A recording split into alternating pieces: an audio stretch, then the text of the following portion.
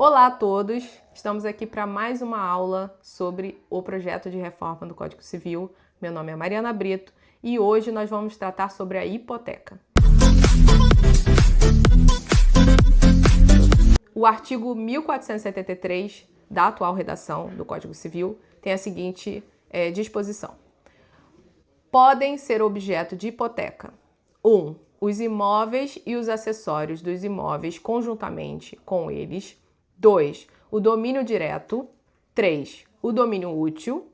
4. As estradas de ferro.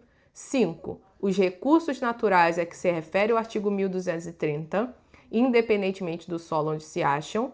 6. Os navios. 7. As aeronaves. 8. O direito de uso especial para fins de moradia. 9. O direito real de uso. 10. A propriedade superficiária. 11. Os direitos oriundos de emissão provisória na posse, quando concedida à União, aos Estados, ao Distrito Federal, aos municípios ou às suas entidades delegadas e a respectiva cessão e promessa de cessão. Parágrafo 1º. A hipoteca dos navios e das aeronaves reger-se-á pelo disposto em lei especial. Parágrafo 2º. Os direitos de garantia instituídos nas hipóteses dos incisos 9 e 10 do caput desse artigo ficam limitados à duração da concessão ou direito de superfície, caso tenham sido transferidos por período determinado. Agora, a redação do projeto de reforma, ele mantém todos esses incisos, esses parágrafos, e ele adiciona uns incisos e um parágrafo. Então, na verdade, o que ele adiciona aqui são hipóteses de incidência da hipoteca. Então, são casos em que que esses direitos reais poderão ser oferecidos em garantia hipotecária. Então, artigo 1473, inciso 12. O direito real do promitente comprador. Inciso 13. O direito aquisitivo oriundo da propriedade resolúvel. Inciso 14. O direito real de laje. Parágrafo 3º, que é o parágrafo adicionado. Os direitos de garantia instituídos nas hipóteses dos incisos 12 e 13 do caput desse artigo subrogam-se na propriedade plena mediante sua aquisição superveniente. Então, o que ele adicionou aqui? Primeiro, o direito real do promitente comprador. É aquele direito, a pessoa fez uma promessa de compra e venda, ou por instrumento particular ou por instrumento público, registra na matrícula do imóvel e aí ela adquire o direito real à aquisição daquele imóvel.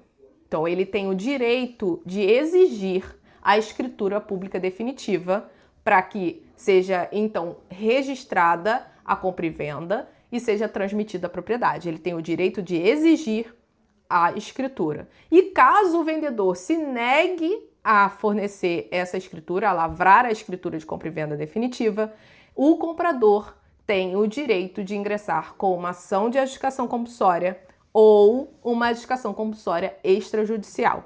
Agora, quanto ao direito aquisitivo oriundo da propriedade resolúvel, que está no inciso 13º. A propriedade resolúvel a gente já tratou no vídeo anterior, que a gente trata sobre alienação fiduciária. E a propriedade resolúvel é aquela em que a propriedade pode ser resolvida em razão de uma condição resolutiva ou de um termo em que o proprietário ele vai perder essa propriedade em razão de alguma, que eu já falei, condição ou termo. Por exemplo, quando o credor, que é garantido por uma alienação fiduciária, o devedor paga a dívida e então ele passa a ser o proprietário. A propriedade resolúvel do credor, ela é resolvida, ele deixa de ser proprietário para passar a ser proprietário o devedor. Então, essa é uma das possibilidades, a hipoteca sobre o direito aquisitivo oriundo da propriedade resolúvel. E o inciso 14º traz o direito real de laje, que é um direito relativamente novo, foi inserido no Código Civil em 2017, que é o direito à construção sobre um outro imóvel ou sob um imóvel, pode ser também no subsolo. Esse direito real a gente vai tratar no próximo vídeo, mas eu só vou pincelar aqui para vocês entenderem qual é a situação. Um proprietário de um imóvel que tem o terreno e uma accessão industrial que se incorporou ao imóvel, ele dá o direito a uma terceira pessoa de construir em cima do seu imóvel, e o direito de laje, ele não é acessório, no sentido de que ele tem uma matrícula específica. Então, o imóvel, que a gente chama o proprietário da construção base, ele tem uma matrícula. E a pessoa que tem o direito de laje, essa construção em cima, tem uma outra matrícula. É um direito independente. A hipoteca vai poder incidir sobre esse direito de laje, sobre essa matrícula independente. E a gente vai tratar sobre esse direito no próximo vídeo, inclusive com as alterações trazidas pelo projeto de reforma. Então, o que é importante para a gente aqui? Que foram inseridas novas hipóteses para que a hipoteca possa incidir. Então, eu posso dar esses direitos em garantia a débitos meus, a créditos de instituições bancárias, enfim. Então, tem novas hipóteses de você oferecer em garantia alguma coisa. Então, se você tem direito de laje, hoje você pode oferecer em garantia. Se você tem um direito real à aquisição de uma propriedade, que é o direito real do proprietante comprador, você também pode oferecer em garantia para aquisição de um crédito. Agora, no que se refere ao parágrafo 3º, qual é o objetivo dele? É dizer que a hipoteca que vai incidir sobre o direito real, quando esse direito real, que no caso, por exemplo, do promitente comprador, quando esse direito real ele passa a ser propriedade plena, ou seja, ele já conseguiu a escritura pública de compra e venda, já registrou, já transmitiu a propriedade, ou ele fez a adjudicação compulsória e conseguiu transmitir a propriedade para o seu nome, regularizar o imóvel, então a partir daquele momento a hipoteca deixa de ser sobre o direito real e passa a ser sobre a propriedade. O próximo artigo é o artigo 1417. Qual é a redação atual?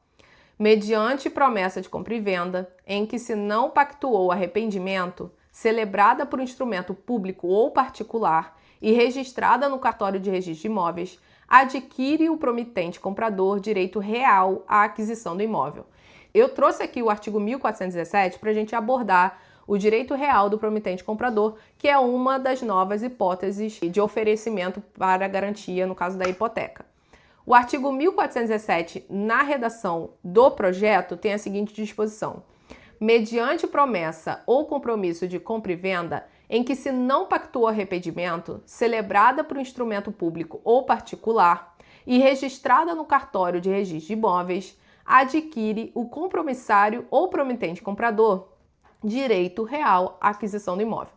Na verdade, a redação mudou um pouco, mas foi só um ajuste de redação. A inteligência do artigo não foi alterada, mas foi adicionado um parágrafo único, que a redação é a seguinte: o tratamento do compromisso de compra e venda registrado na matrícula do imóvel, constante nesse código, não exclui o previsto em leis especiais. Qual é a importância desse parágrafo? Nesse caso aqui, a gente está falando sobre uma promessa de compra e venda que foi registrada na matrícula do imóvel. E estamos falando sobre o direito do promitente comprador de exigir a escritura de compra e venda e de entrar com uma ação de adjudicação compulsória ou uma adjudicação compulsória extrajudicial.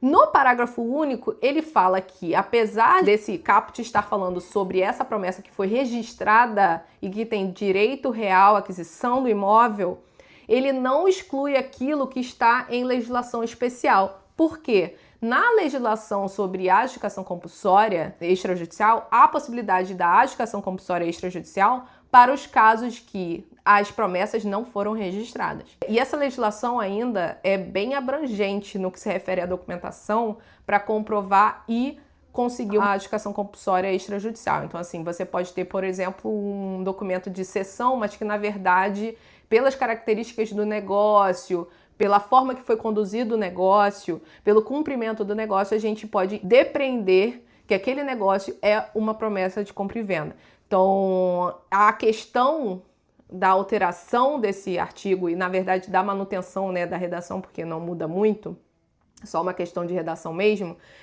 a manutenção dessa redação ela não exclui essa possibilidade de adjudicação. Então, não deve ser entendido que o código está limitando a adjudicação compulsória. Ele, na verdade, está falando apenas sobre o caso de promessa de compra e venda registrada em cartório, então está falando sobre apenas o direito real à aquisição do imóvel. Já o artigo 1418 tem a seguinte redação: o promitente comprador, titular de direito real, pode exigir do promitente vendedor ou de terceiros a quem os direitos reais deste foram cedidos a outorga da escritura definitiva de compra e venda, conforme o disposto no instrumento preliminar, e, se houver recusa, requerer ao juiz a adjudicação do imóvel.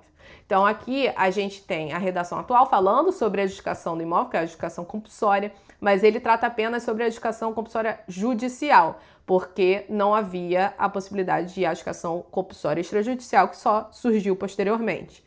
E aí a redação do projeto já traz a possibilidade da adjudicação compulsória extrajudicial, que está no parágrafo único. Se houver recusa do promitente vendedor ou de terceiros, o compromissário comprador poderá requerer ao juiz ou oficial do cartório de registro de imóveis a adjudicação compulsória judicial ou extrajudicial do imóvel na forma da legislação especial. E o projeto de reforma também traz mais 2 artigos, o artigo 1473-A e o artigo 1473-B, que não tem equivalência com nenhum da redação atual. Então, o artigo 1473-A tem a seguinte redação: o credor hipotecário de direito real do promitente comprador tem legitimidade para obter o registro da própria hipoteca. Só para a gente se organizar, a gente começou a tratar sobre o artigo 1473, que é sobre a hipoteca, sobre as possibilidades, quais são os direitos reais que podem ser dados em garantia hipotecária. E eu trouxe o artigo 1418 sobre o direito real de aquisição apenas porque é uma das hipóteses previstas nesse artigo relacionado à hipoteca. E aí a gente volta para a questão da hipoteca no artigo 1473-A e ele fala sobre a legitimidade para obter o registro da própria hipoteca no caso do credor hipotecário do direito real do promitente comprador. Então, o que significa isso? O promitente comprador que tem o direito real de aquisição, ele registrou a sua promessa de compra e venda na matrícula do imóvel. Então, o credor hipotecário, ele tem direito a também registrar a sua hipoteca na matrícula do imóvel. É isso que significa esse artigo. Já o artigo 1473-B tem a seguinte disposição: poderá o credor exercer o direito à adjudicação compulsória judicial ou extrajudicial em favor do promitente comprador. Esse caput ele está alinhado com a legislação especial com relação à adjudicação compulsória extrajudicial, que possibilita o credor pedir a adjudicação compulsória extrajudicial em nome do promitente comprador. E qual é o interesse dele nisso? Que seja convertido em propriedade para que ele possa ter a hipoteca sobre a propriedade, não sobre o direito real de aquisição do imóvel. Então, ele é legitimado, o credor é legitimado para requerer a adjudicação compulsória extrajudicial. Parágrafo 1º. Pendendo o pagamento do preço, poderá o credor, sobrevindo à mora do promitente comprador, promover a execução da garantia hipotecária ou efetivar, em nome do adquirente, o pagamento ao vendedor. Então, o que significa esse parágrafo?